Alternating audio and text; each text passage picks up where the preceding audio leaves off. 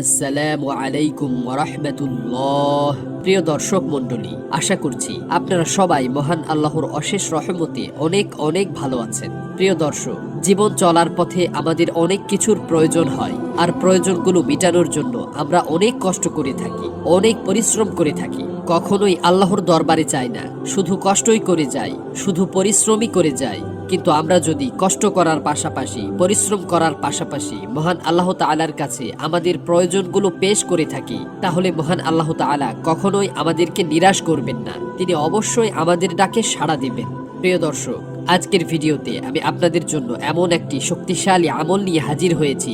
যদি কোনো ব্যক্তি এই আমলটি করে মহান আল্লাহ তাআলার কাছে কিছু চায়, তাহলে মহান আল্লাহ তাআলা তার সকল দোয়া কবুল করে নেন এবং তার মনের সকল আশা আকাঙ্ক্ষা এবং চাওয়া পাওয়াগুলোকে পূরণ করে দেন। সুবহানাল্লাহ। প্রিয় বন্ধুরা, প্রতিটি আমল বা দোয়া কবুল হওয়ার পূর্ব শর্ত হলো অন্তরে দৃঢ় বিশ্বাস রেখে একাগ্রতার সাথে আমলটি করা। মনের মধ্যে যদি বিন্দু মাত্র সন্দেহ রেখে আমল করা হয়, তাহলে কোনোভাবেই সেই আমল বা দোয়া কবুল হয় না। এজন্য দৃঢ় বিশ্বাসের সাথে আজকের এই আমলটি করতে হবে। প্রিয় দর্শক, চলুন এবার আমলটি সম্পর্কে জেনে নিই।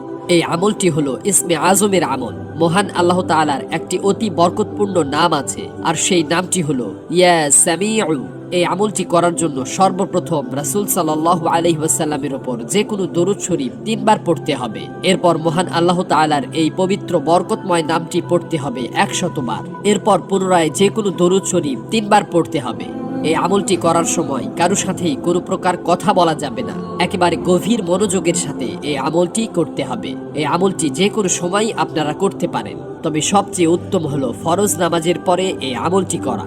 আমলটি সম্পন্ন হলে মহান আল্লাহ তাআলার দরবারে আপনার মনের ইচ্ছা আকাঙ্ক্ষা এবং অপূর্ণতাগুলো দৃঢ় বিশ্বাসের সাথে পেশ করবেন। ইনশাআল্লাহ এই আমলের বরকতে আল্লাহ তাআলা আপনার মনের যত ইচ্ছা আকাঙ্ক্ষা এবং কামনা বাসনা রয়েছে সবকিছুই পূরণ করে দিবেন। সুবহানাল্লাহ। মহান আল্লাহ তাআলা আমাদের সবাইকে যথাযথভাবে এই আমলটি করার তৌফিক দান করুন।